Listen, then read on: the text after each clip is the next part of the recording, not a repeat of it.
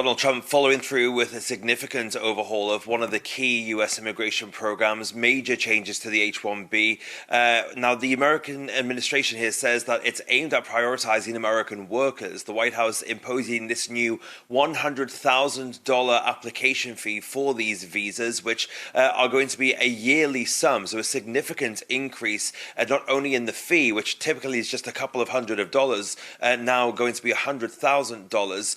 But this obviously a category that many tech companies and others use for these highly skilled workers. The administration argues that this will ensure only the best and most irreplaceable foreign workers are brought in, while discouraging companies from using the program to replace U.S. employees with lower cost labor. Now, economists, of course, have argued that this program allows U.S. companies to maintain competitiveness and grow their business, whilst also creating more jobs in the U.S. But there has been some confusion over the last 24 or so hours before this came into effect which comes into effect on Sunday. At first, people thought this was just a one-time fee. The White House said that it is a one-time fee, but then we heard from Howard Lutnick, who said that it was going to be an annual fee. So there's still a bit of confusion over whether that is going to be happening at the beginning of the application process or during it. We do know that people who already have this visa are not going to be subject to it. It's going to be part of the next year's lottery, the 2025 lottery, which will be coming through soon. But of course, this announcement signals another crackdown in the immigration policy here in the US. The administration also mulling other severe restrictions as well. But the H-1B really has been the crux of what Donald Trump has mentioned over the course of the last 6 months or so. It's quite interesting, Fraser, because we just heard just before you that one resident from Mumbai saying that this could result in a reverse brain drain for India. So they will be getting their workers back. Maybe not all negative, but there will be a lot of people impacted nonetheless. Who exactly is going to be impacted the most here? Is it going to be the workers themselves? Is it going to be the companies who hire these workers?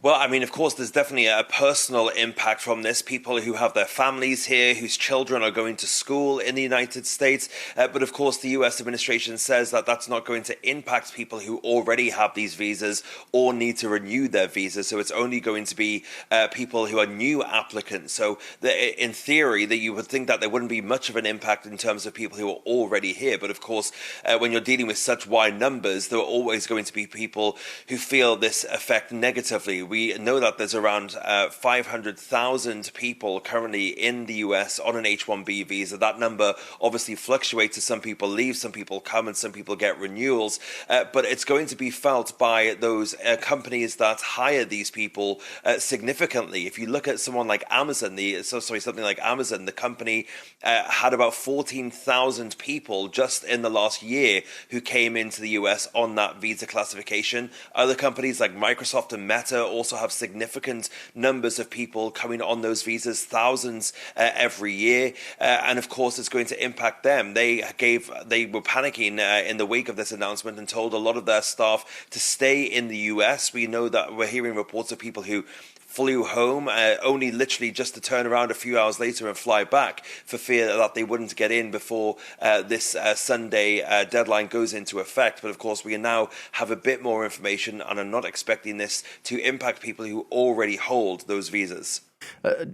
Fraser, this seems to be part of Trump's wider immigration crackdown, and we've mentioned this at length.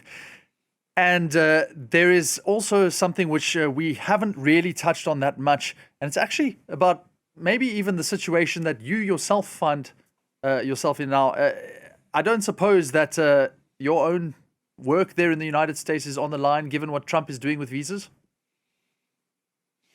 We don't really know at the moment.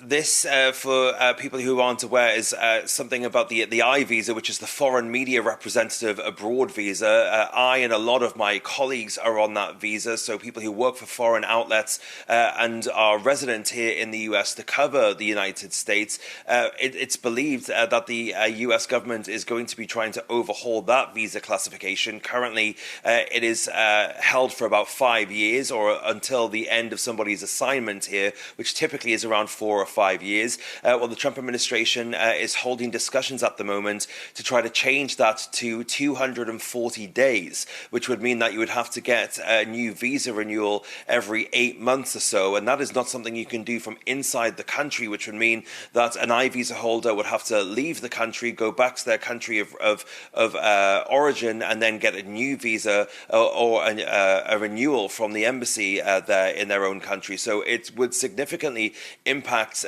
foreign journalists' ability to cover this presidency and to cover the United States. But of course, that is just one of a slew of different visa classifications that are also being looked at. Things like the J visa, the F visa, which are student visas, academic visas. A lot of those are in the crosshairs as well. And Donald Trump, meanwhile, is promoting this new golden card that he's put forward, which is a pathway to effectively a pathway to citizenship, or at least to residency, which allows wealthy foreigners who contribute $1 million to the US Treasury to be able to have residency. That would be a fast-track visa. There's also a higher fee of $2 million for people who have that sponsored by a company for them.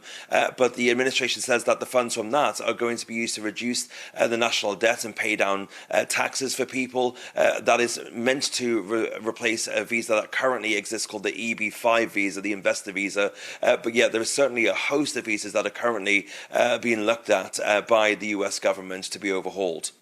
Come on, Fraser, you can just get your $1 million and make sure that you're all safe. It's okay for you. But in all seriousness... Ask France 24 to give me a pay rise, and then maybe we can. Oh, I guess we can't be too serious about it. But in any case, there is certainly the spotlight on it. Fraser, thank you so much for just outlining all these disruptions that are possibly on the way for those working in the United States from abroad. It would be quite crazy to have to come back to France after every 200 or so days just to renew that visa. Fraser Jackson, as always, thank you for coming to us from Washington.